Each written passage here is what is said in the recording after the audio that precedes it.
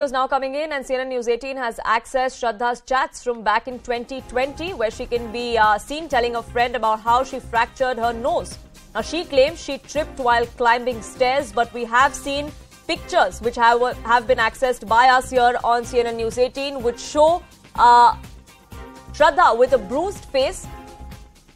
Her several friends have spoken of how she told them and confided in them about the abuse that was rained on her by her live-in partner Aftab Poonawalla. Now there are more chats that are coming to the fore that attest to the same. Shankar Anand, my colleague, now joins me for more on this. Shankar, कुछ और chat सामने आए हैं जिन पे investigation अभी हो रही है. पुलिस का क्या मानना है? क्या ये बातें जो हो रही हैं श्रद्धा और उनके दोस्तों में, क्या ये जो अब्यूज आफ्ताब उनके साथ करता था, क्या ये उसके दिशा में इन्वेस्टिगेशन होगी अब? देखिए, जिस तरह से इस मामले में साउथ दिल्ली जिला पुलिस इस मामले की तफ्तीश कर रही है, और इस तफ्तीश के दौरान में जिस तरह से श्रद्धा के कुछ चैट्स जो है जिस तरह से सामने आ रहे हैं, तो इतना तो स्पष्ट पता चल रहा है कि जब श्रद्धा और आफ्ताब जब दोनों लिविंग में रह रहे थे, उस वक्त में दोनों के बीच में रिश्ते बहुत अच्छे नहीं थे. दोनों के बीच में काफी नोकझोंक होती थी, काफी मारपीट होती थी, और जो रिश्ते हैं उस रिश्ते में काफी करवाहट थी. लेकिन फिर भी उस रिश्ते को क्यों आगे बढ़ाया जा रहा था, क्यों उस रिश्ते में वो दोनों एक दूसरे के साथ में जुड़े हुए थे, ये मैटर जो है इन्वेस्टिगेशन का है. और एक तरह से इतना तो स्पष्ट है, जिस तरह से कई बार श्रद्धा को जो चोट लगी है उसको जिस तरह से आफ्ताब के द्वारा मारा गया था, तो एक इतना तो स्पष्ट है कि ये मामला जो है वो आने वाले वक्त में काफी और भी चीजें निकल के सामने आ सकती हैं. और अभी तक जो चीजें कई जो चैट्स और कई मेडिकल रिपोर्ट्स जो सामने आ रहे हैं, तो उस रिपोर्ट के मुताबिक इतना है कि कई बार श्रद्धा को चोट लगी है. और यहाँ तक कि कुछ तस्वीरें भी सामने आ रही हैं. उन तस्वीरों में भी देखा जा सकता है कि श्रद्धा के नाक पर, कभी आंख के नीचे, और कई बार उसके चेहरे पर, गाल पर काफी निशान है.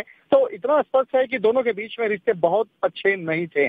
और जिस तरह से वो चैट जो है, वो चैट कई तरह के इंडिकेट्स कर रहे हैं कि दोनों के बीच में किस तरह का रिश्ता आ रहा है. तो इन तमाम मामलों पर भी विस्तार से पूछताछ की जा रही है.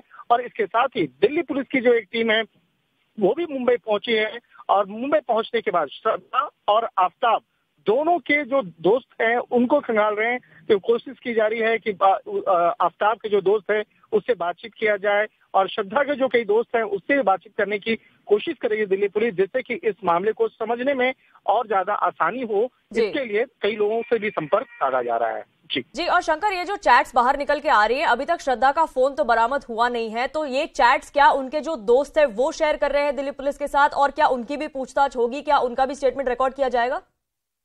निश्चित तौर पर देखिए, जो श्रद्धा के कई दोस्त हैं उसके द्वारा उन तमाम चैट्स के बारे में जानकारी साझा की जा रही है. जैसे जैसे इस मामले पर जो जानकारी सामने आई श्रद्धा के की हत्या के बाद, जिस तरह से जानकारियां लोगों को मिल रही हैं, तो उसके बाद लोग अपने जो चैट्स या अपने फोटोग्राफ जो श्रद्धा से संबंधित है उसको अब साझा कर रहे हैं, और दिल्ली पुलिस के भी कोऑपरेट कर रहे हैं. और हालांकि दिल्ली पुलिस अभी भी जो तमाम जो शेयर करने वाले लोगों का नाम इजहार नहीं कर रही है, क्योंकि जो लोग हैं वो खुद चाहते हैं कि उनका नाम अभी सार्वजनिक ना किया जाए, पब्लिक ना किया जाए, इसलिए उस नाम के बारे में नहीं बताया जा रहा है. लेकिन कुछ उसके दोस्त हैं जो खुलकर इस मामले में स्टेटमेंट भी दे रहे हैं और तस्वीरों को भी साझा कर रहे हैं कि उनके बीच का रिश्ता बहुत अच्छा नहीं रहा था.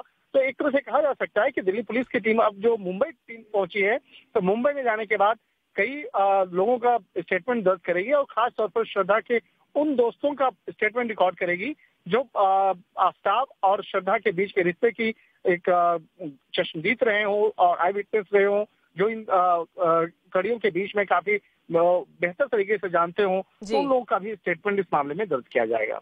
Ji, Shankar Anand, धन्यवाद for getting us those details. Now, there are several chats that have been accessed by CNN News 18 in which Shraddha can be seen speaking to her friends and to her manager about how she was beaten up and she had no energy to even get out of bed and get on with life.